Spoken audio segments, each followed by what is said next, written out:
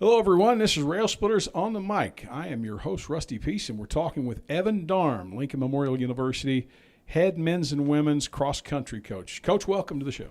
Thank you very much. You are the latest addition to Lincoln Memorial University Athletics. You were only announced a short time ago.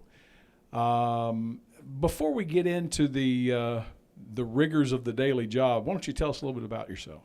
Yes, I'm from a small town in Illinois, Ottawa, Illinois, and chased the running dream for a while, kind of got into coaching, and guess I've been coaching now for going into my 6th year now, and really excited to be here. So where were you prior to coming to Lincoln Memorial as head coach? I was at my alma mater, Campbell University in Buies Creek, North Carolina. Now at Campbell, I know that they have enjoyed some competition on the Division I level. Yeah. I think at one time they were a lower division than Division I. But what were your main duties there at Campbell? For me, I was assistant distance coach, so I worked with head coach Michael Kelly there, did a lot of recruiting and a lot of just day-to-day practices. So I'm sorry, I didn't mean to interrupt you. Oh, you're okay. In coaching at the Division I level as opposed to coaching at the Division II level, times are times. So it's not like, okay, you've got a guy who is maybe 6'10" and he's skilled with every skill that the basketball game has. It's not like a guy that has a 95-mile-an-hour fastball or something like that, or throws a rise ball that has 5 different kinds of movement if you're a softball player. When it comes to times, you could potentially see someone, let's say at the junior college or NAIA level, that can compete better than someone at the Division I level. Yeah, I think that's what kind of makes recruiting at this level so exciting. I've worked at Division I, Division III, and now Division II, and so, like you said, times don't lie. And so, to me, when I look through results, I kind of see, okay, how does this person stack up in our conference? That's one thing that it's a kind of, I think, applies to every facet of where we're at. So it's a little bit different than other sports where they kind of have to get out there and for sure see them. I think to me, although we're in kind of a crazy time right now with COVID, there's travel restrictions and recruiting restrictions all over the place that I don't have to go out and necessarily see someone run to kind of have an idea of how they'll stack up in our conference. What was the most appealing thing for you personally about, let's say, leaving the Division I level and coming to a Division II program as head coach? To me, it was the head coaching experience. You can only do so much as an assistant coach, and I've been assistant coach for 5 years. I'm kind of, waiting for the opportunity to kind of come up, and LMU presented a great opportunity for me to kind of come in, take control of the distance program, and kind of build it around what my vision is for the program. There have been folks in the cross-country game that have said that running in this area could either create a national champion or could be a nightmare, depending, because it's so mountainous, so hilly, and it's not really indicative of your typical cross-country course. Yeah, I think that a lot of the high-end programs are actually at programs that are at altitude or have access to trails, and that's one thing that brought me to LMU is that I think, like you said, it's either going to take you to the top or you're going to end up in a boot. And to me, it brought me here. It's one of those things, and there's a lot of opportunities to grow. It's just driving us over to the trails and utilizing the resources that we do have here and the Cumberland Gap area. Did the distance from your home in Illinois ever come into be a factor in the decision to move to Lincoln Memorial? Absolutely not. It was one of those things that I left home back in 2011, and I was looking to go out there and branch out and create my own future. I think you can live in your parents' shadow and your hometown shadow forever, and that was one thing I was looking to do when I moved away for university. For me, it was 16 hours from home, so this is a little bit closer. I know my parents have both mentioned, like, oh, we're a little bit closer, but to me, that didn't factor in at all. You've already mentioned the COVID-19 virus, and clearly that is something that has been a challenge for coaches throughout the country in various sports.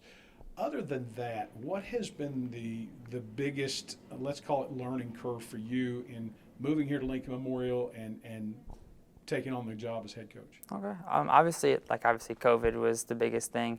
Other than that, though, it was really getting to know Coach Black. I think we kind of hit it off from the first time he started interviewing me. I want to say our first call probably was well over an hour long. It's kind of just learning how to work with him. Obviously, I've worked on 2 different staffs prior to coming here, and it was kind of just learning how do we operate here at LMU, whether that starts with admissions, that goes to financial aid, and then obviously all the way up to Mr. Cox as the athletic director. Just kind of learning how we do things, the daily ins and outs.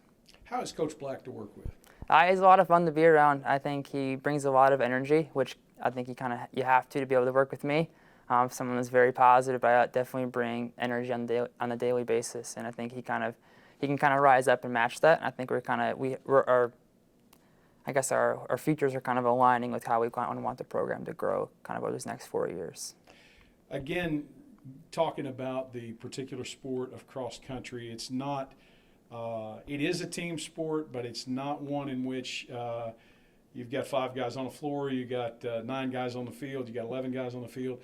So an individual can go out and actually work on their performance by themselves and socially distance at the same time. Has COVID-19 affected what you want to do in your strategic plan with your team and how they maybe work out individually while the fall sports are at least postponed? Yeah, I definitely think it has. It's one of those things that I'm just waiting for, the conference and the university's approval to start practice. I think that there's some people that are probably out there on their own training right now and doing everything right, but there's some people that are not, and it's just we're biding our time. It's something that's affecting everyone, whether it's Division I, Division II, Division III. It's affecting every school in our conference. I know there's some schools in our conference that they're already remote for the entire year or for the entire fall, and so they're obviously in a different situation than we are. And so I'm just biding my time, waiting for the opportunity where we're going to kind of get in there and talk more of the X's and O's. But I've at least got to meet everybody by now, and so now we're kind of just moving forward, waiting for practice time. Right now, the South Atlantic Conference has the intention of allowing fall sports to compete for perhaps a conference title in the spring. That being said, cross country is not something that you just train on in the fall. I mean, you train year round. You work on endurance, you work on speed, etc. What was the student athlete reaction to that possibility of competing in the spring? I think for most of my guys and my girls on the team, they were pretty disappointed. It's one of those things that obviously with outdoor track being canceled, it's been a long time for us from competition. Being a cross country and track and field athlete and at the university level, you're in season year round. There's really no off season, and for them, they had the entire off season off during outdoor track, and then all of a sudden we don't have a championship season in the fall, and it's like, all right, I've never had this big of a gap before. And so I think it's a little bit more of a mental game, but I think it's one of those things that we're going to be able to focus on once we can start practice. Okay, how can we sharpen our minds and kind of get ready for whatever is going to come, in the winter and then in the spring. You brought up a great point right there. I mean, we haven't even alluded to the fact that practices right now are not being held.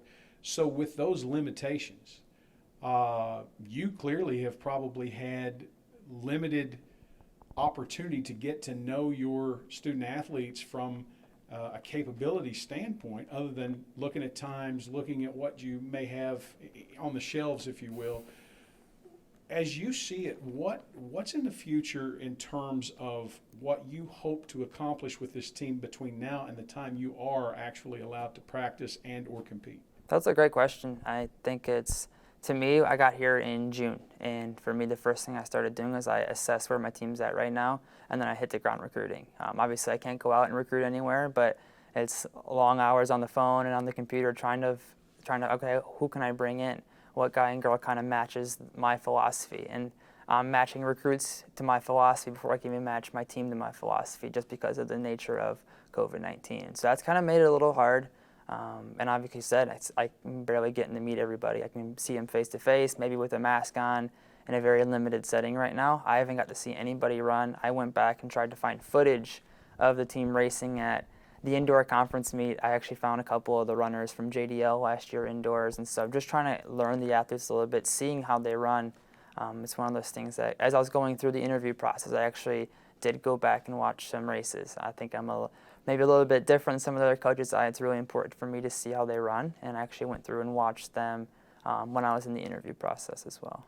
Knowing what you know about the individuals on your squad for 2021, in your professional opinion at this time, what do you think will be the keys to success for both teams when they do get to compete?